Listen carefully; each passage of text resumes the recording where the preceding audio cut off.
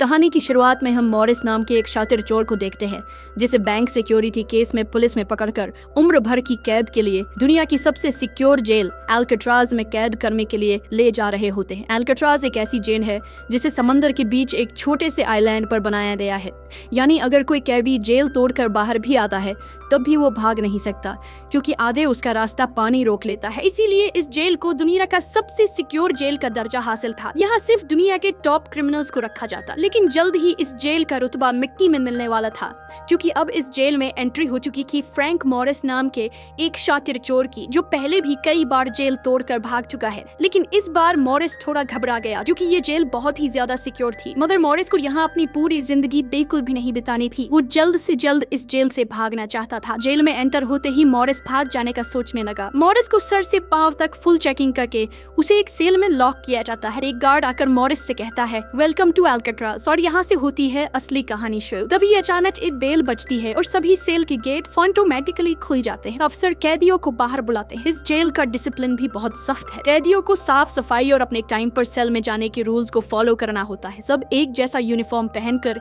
Line में breakfast खाने आ जाते हैं। मॉरिस के सामने लिटमस नाम का एक कैदी होता है। मॉरिस पूछता है कि मुझे तो कांटा ही नहीं मिला, अब मैं नूडल्स कैसे खाऊंगा? लिटमस उसे कहता है, अब ये तेरा घर में ही है, जो तुझे मिला है उसे चुपचाप खा ले। तभी वुल्फ नाम का एक खतरनाक कैदी मॉरिस को चिढ़ाने लग जाता है। वुल्फ से जेल में हर एक कैदी तंग था। वो यहाँ हर एक कैदी पर अपनी मनमानी चलाता था और उस पर बलात्कार के ढेर सारे केस भी हैं। इस जेल में एक से बढ़कर एक खतरनाक कैदी रखे जाते हैं। यहाँ लिटमस मॉरिस से थोड़ा खाना मांगता है और इस दौरान मॉरिस उसे अपनी प्लेट दे देता है। जब मॉरिस केबल के नीचे से देखता है तो उसे पता चलता है कि लिटमस खुद खाना नहीं खा रहा बल्कि वो चूहे को दे रहा है। रात को एक गार्ड मॉरिस को वार्डन के पास लेके जाता है। जब मॉरिस वार्डन के ऑफिस में पहुंचता है तो वार्डन मॉरिस से कहता है कि मैं जानता हूँ कि तुम बहुत ही शार्प माइंड हो और बहुत इंटेलिजेंट भी हो, लेकिन वो सब यहाँ किस काम का, क्योंकि तुम्हारे जैसे यहाँ कितने आए और गए पर यहाँ से कोई बच नहीं पाया। यहाँ कैदी बहुत ही स्ट्रिक्ट रूल्स फॉलो करते हैं। 2 महीने में एक बार ही कोई तुमसे मिलने आ सकता है और वो भी तब अगर मेरा मूड अच्छा हो। वार्डन बहुत ही सख्त इंसान है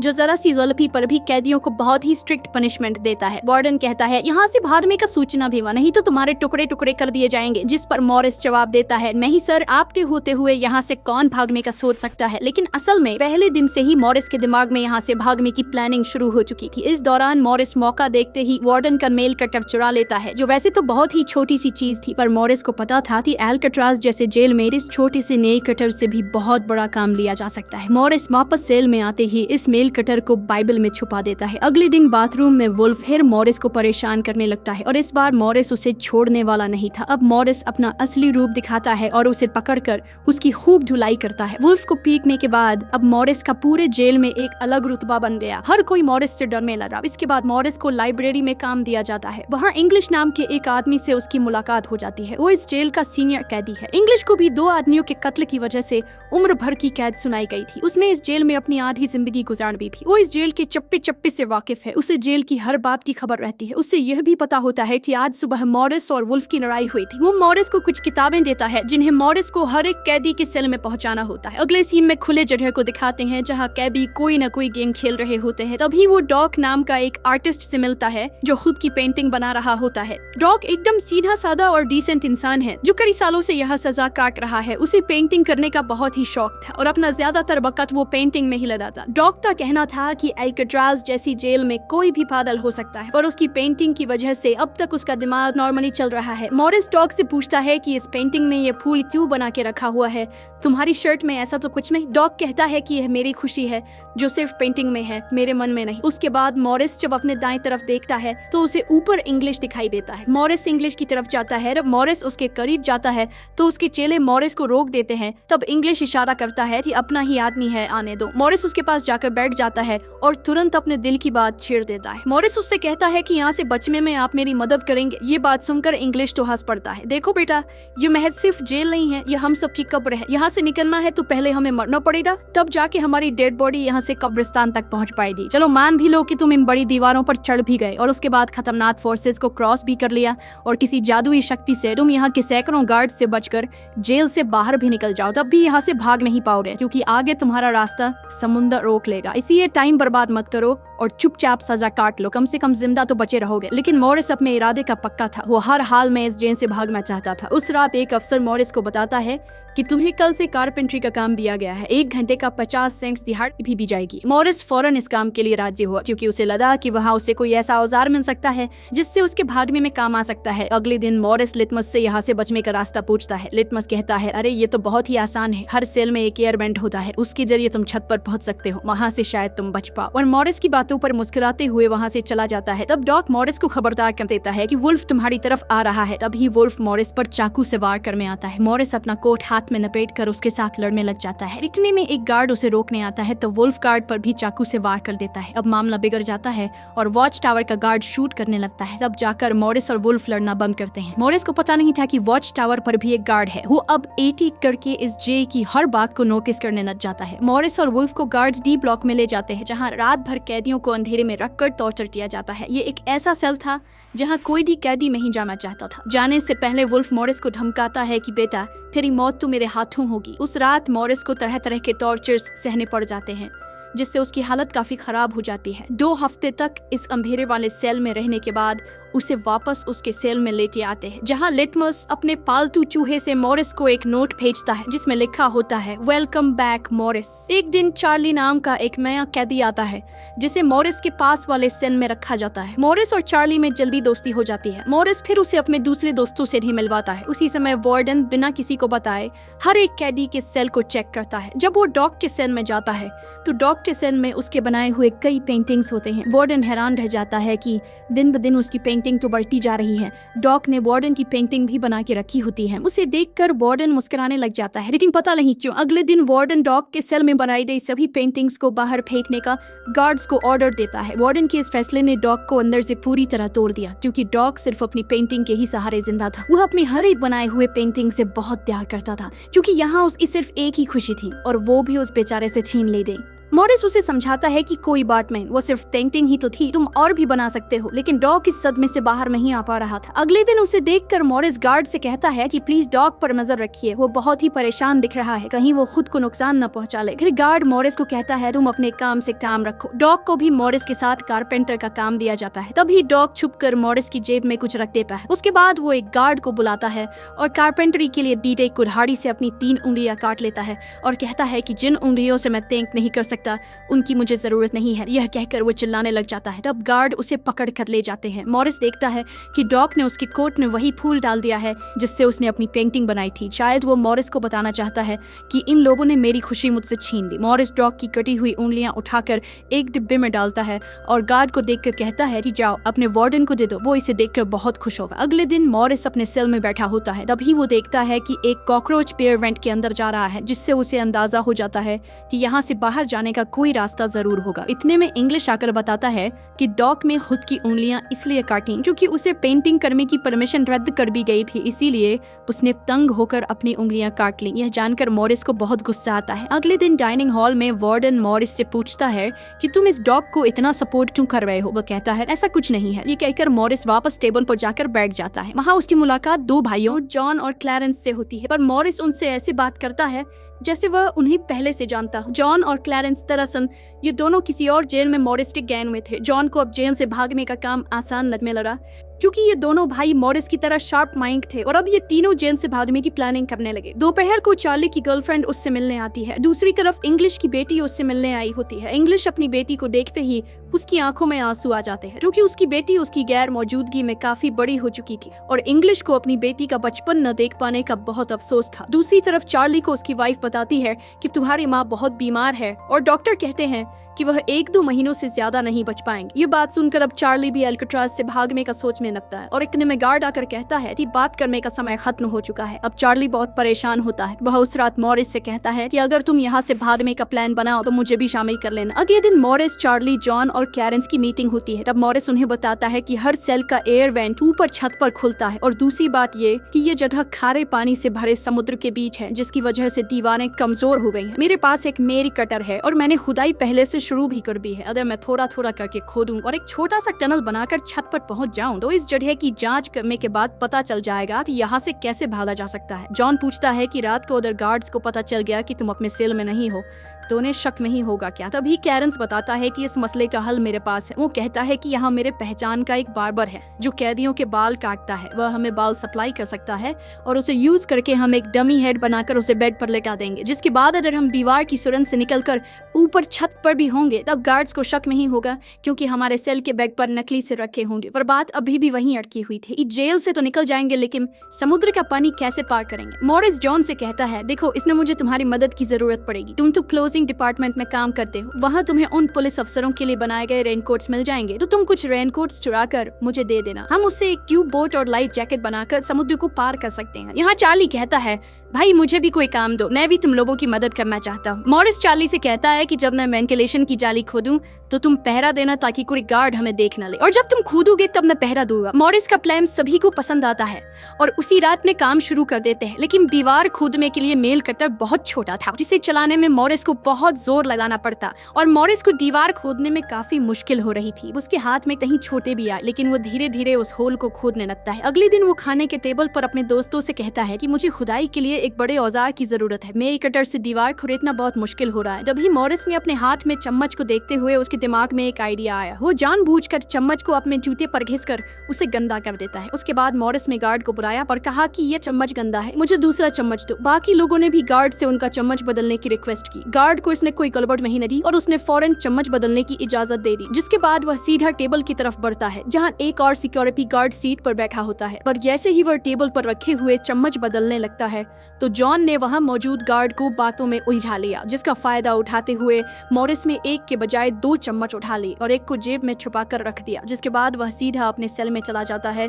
रात को इंग्लिश उसे बुक देने आता है तो मॉरिस पूछता है कि क्या यहाँ पर वेल्डिंग करने वाला कोई इक्विपमेंट मिलेगा। इंग्लिश समझ जाता है कि मॉरिस के सिर पर अब भी जेल से बाहर निकलने का भूत सवार है। वह कहता है कि मैं तुम्हें पहले भी बता चुका हूँ कि तुम्हारी कोशिश बेकार हो जाएगी, क्योंकि तुम पकड़े जाओगे और शायद अपनी जान भी गंवा दो। इतने सालों में मुझे कभी भागने का ख्याल नहीं आया, क्योंकि मैं जानता हूँ ये इम्पॉसिबल है, लेकिन तुम जिद्दी हो तो मैं क्या कर सकता हूँ, करो कोशिश। लेकिन मॉरिस को उसकी वार्निंग का कोई फर्क नहीं पड़ता। वह अगले दिन लिटमस से माचिस मांगता है और कहता है कि अगर आप मेरी मदद करेंगे तो मैं आपके चूहे को अपने हिस्से का खाना हर रोज दूंगा। लिटमस खुश होकर ये डील मान जाता है, क्योंकि लिटमस को चूहा बहुत पसंद था। उसी रात लिटमस मॉरिस को अपने माचिस पास कराता है। मॉरिस मेरी कटर के एक हैंडल को निकालता है जिससे वह एक छोटा सा बेंचा बनाने जा रहा होता है। फिर वह चम्मच को तोड़कर मेरी कटर की हैंडल से जोड़ लेता है। फिर माचिस चलाकर दोनों को अच्छी तरह से वेल्ड करके एक नुकीला औजार तैयार कर लेता है। बस फिर क्या था, वो वेंट के चारों ओर खुदाई शुरू करता है। चार्ली पहरा देता है, अगर कोई गार्ड उस तरफ आया तो वह तुरंत सीटी मारकर मॉरिस को सिग्नल देगा, पर पहरा देते देते चार्ली की आंख लग जाती है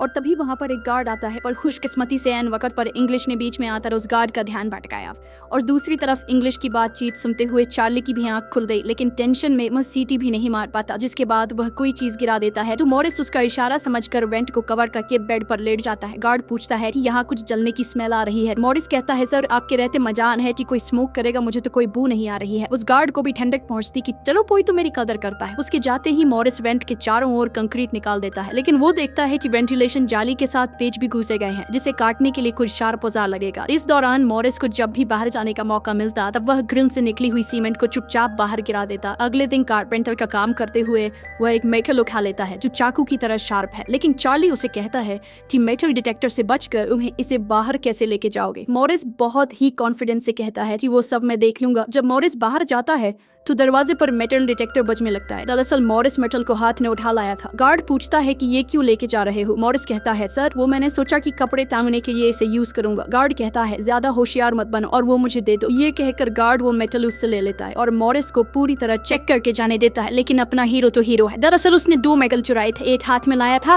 और दूसरा शूज में छुपा के रखा हुआ था। उस शार्प मेटल से वो ग्रिल को काट लेता है। अब बारी आती है गार्ड्स को चकमा देने के लिए नकली सेब बनाने का, जिसके लिए ये चारों अपनी जिम्मेदारी का काम करते हैं। चार्ली गार्ड से थोड़ा पेंट मनवाता है। वो गार्ड से कहता है कि मुझे आर्ट बनाने का शौक है। गार्ड भी इनकार नहीं करता और पेंट उसको लाकर दे देता है। मॉरिस उस होल से निकाले गए कंक्रीट को पीस कर एक पाउडर बनाता है। जॉन नाई की दुकान से बाल इकट्ठा करके लाता है और क्लैरेंस लाइब्रेरी से पुरानी किताबें इकट्ठा कर लेता है। सारा सामान इकट्ठा होने के बाद मॉरिस पानी और पुराने मैगजीन का इस्तेमाल करके एक डमी सिर बनाने लगता है, जिसके ऊपर पेंट और नकली बाल लगाकर बिल्कुल रियल दिखने वाला एक नकली सिर तैयार कर लेता है। साथ ही साथ मॉरिस ने ने अपने प्लान को और मजबूत करने के लिए नकली कार्डबोर्ड बनाए, जिससे कोई शक नहीं कर पाएगा कि सामने की दीवार में किसी ने सुरंग बनाई है। एक रात मॉरिस ने अकेले ही ऊपर जाने का फैसला किया, जिसके लिए उसने अपनी बनाई गई नकली खोपड़ी को बेड पर रखा और उसे गर्दन तक कंबल से ढक लिया। जिसके बाद वह नकली कार्डबोर्ड लेकर सुरंग से बाहर निकल आता है। वहाँ मॉरिस पाइप्स को पकड़कर धीरे धीरे ऊपर छत पर चढ़ जाता है। दूसरी तरफ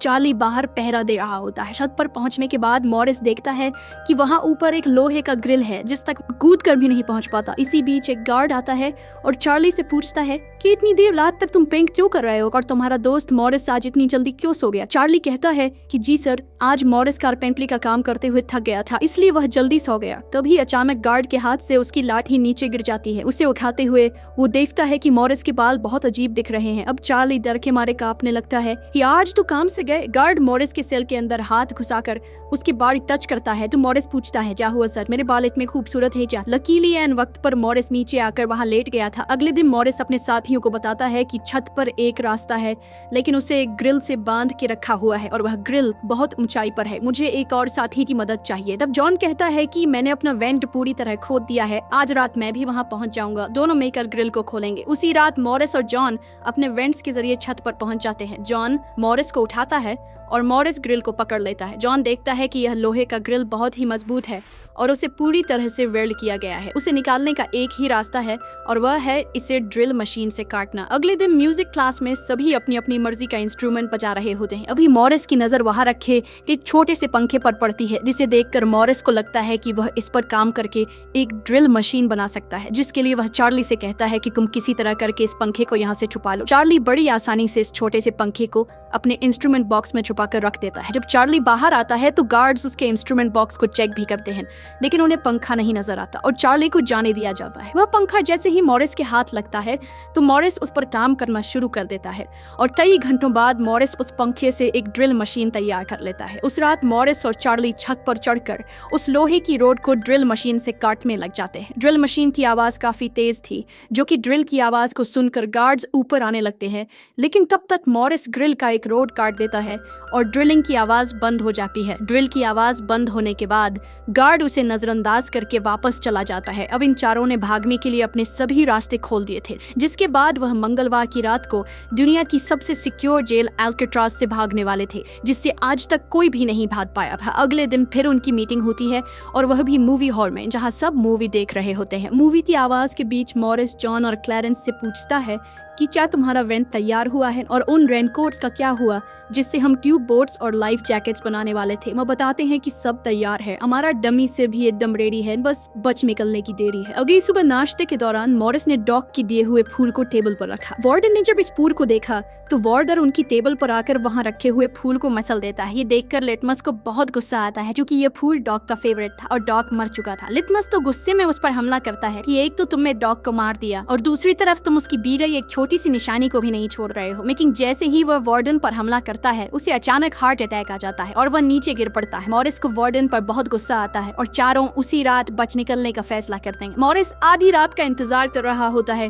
ताकि गार्ड्स का पहरा जरा कमजोर हो जाए तो हम आसानी से बच निकल पाएंगे। अभी मॉरिस की सेल में इंग्लिश उसे कुछ बुक्स देता है तो मॉरिस कहता है कि आखिरी बार तुमसे हाथ मिलाना चाहता हूँ। इंग्लिश समझ जाता है कि मॉरिस ने यहाँ से बचने का पक्का प्लान बना लिया है। वह चुपचाप यहाँ से चला जाता है, लेकिन फिर जो होता है वह मॉरिस ने बिल्कुल भी नहीं सोचा था। वार्डन अचानक उसके सेल को चेक कर में आता है, जैसे वार्डन को किसी ने उसके प्लान के बारे में बता दिया हो। मॉरिस बहुत ज्यादा घबरा जाता है, जो कि इतने महीनों की मेहनत के बाद उसकी मेहनत पर पानी फिरने वाला था। वार्डन ने मॉरिस के सेल के हर एक कोने को चेक करने का हुक्म दिया। गार्ड मॉरिस के सेल की हर एक चीज को चेक करता है, लेकिन मॉरिस कोई आम कैदी नहीं था कि उसमें कोई छोटा मोटा प्लान बनाया था, बल्कि उसने एकदम साफ और परफेक्ट प्लान बनाया था, जिसे वार्डन तो क्या बल्कि वार्डन का दादा भी नहीं पकड़ सकता था। यहाँ तक कि गार्ड ने जब हाथ उस जगह से सूटकेस हटाया जहां मॉरिस ने सुरंग करके भागने का रास्ता बनाया था, तो वहां भी मॉरिस नहीं पकड़ा गया, क्योंकि उसने पहले से ही एक नकली कार्डबोर्ड बनाकर दीवार में बिल्कुल बारीकी से फिट कर लिया था। जब वह कुछ नहीं मिलता तो वार्डन और गार्ड चले जाते हैं, लेकिन गार्ड बताता है कि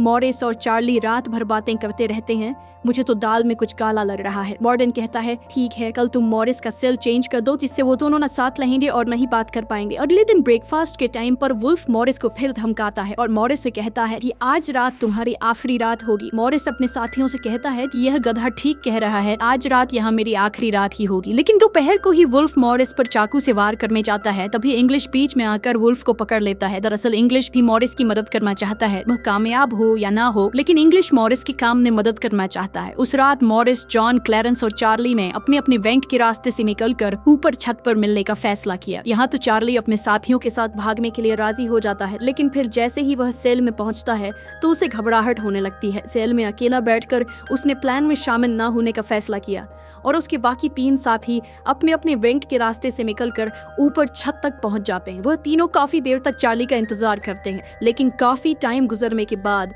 जब उन्हें लगता है कि चार्ली नहीं आएगा तो वह चार्ली को छोड़कर निकलने का फैसला कर लेते हैं। वह तीनों अपने प्लान के मुताबिक आगे बढ़ने लगे, लेकिन इधर चार्ली की आंखों के सामने उसकी आजादी का सपना दूर होता जा रहा था। वह तीनों धीरे धीरे सर्चलाइट से छुपकर भागने लगे।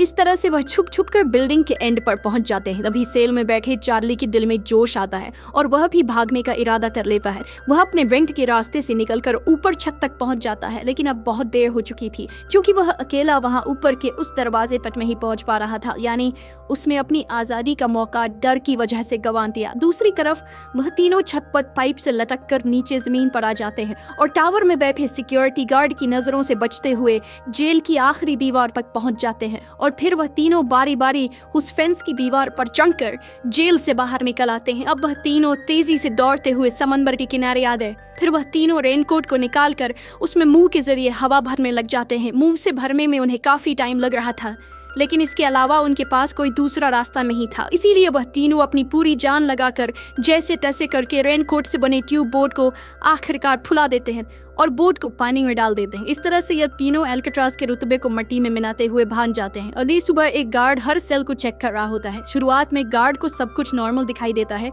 लेकिन जब वो चार्ली के पास पहुंचते हैं तो चार्ली अपने सेल में भूत की तरह खड़ा होता है और दिल ही दिल में खुद को ताने दे रहा होता है कि काश कल रात को थोड़ा सा हिम्मत जुटा लेता तो शायद बाकी लोगों के साथ बच निकल जाता। गार्ड पूछता है कि तुम्हारा दोस्त ये इतनी देर तक क्यों सो रहा है। यह कहकर वो मॉरिस के सेल में जाकर उसे आवाज देता है, लेकिन मॉरिस की तरफ से कोई जवाब नहीं मिलता। तो गार्ड को गुस्सा आता है और वो सेल खोलकर उसे बालों से पकड़कर उठाने की कोशिश करता है, लेकिन जब गार्ड उसे जोर से ऊपर की तरफ खींचता है तो सिर नीचे गिर जाता है। यह देखकर गार्ड के पैरों तले जमीन ही खिसक गई, क्योंकि मॉरिस अब सेल में नहीं बल्कि बाहरी दुनिया के मजे ले रहा है। बेड पर तो उसने अपना डमी हेड छोड़ दिया था, जिसके बाद पूरे अल्काट्राज में सायरन बजने लग जाते हैं। पूरे जेल में यह बात फैल गई कि जेल से कुछ कैदी भाग चुके हैं, जिसके बाद वार्डन जेल के चप्पे चप्पे में उन तीनों को ढूंढने लगता है। जब वो तीनों जेल के अंदर नहीं मिलते तो वार्डन समुद्र में एक सर्च ऑपरेशन चलाता है। वार्डन को यकीन नहीं होता कि वो तीनों बच निकल गए। उसे लगता है कि जरूर तीनों पानी में मरे होंगे, पर अंदर ही अंदर वार्डन जानता था कि वो तीनों बहुत ही स्ट्रांग थे। उन तीनों ने समुद्र के पानी को पार करके अब आजादी का सांस ले रहे होंगे। वार्डन से हेडक्वार्टर के अफसर सवाल पे सवाल उठा रहे होते हैं, तुम क्या सो रहे थे जब वो तीनों बच निकले। वार्डन बहुत ही टेंशन में होता है, लेकिन तभी वहां पर वार्डन को डॉग का वही फेवरेट फूल मिलता है।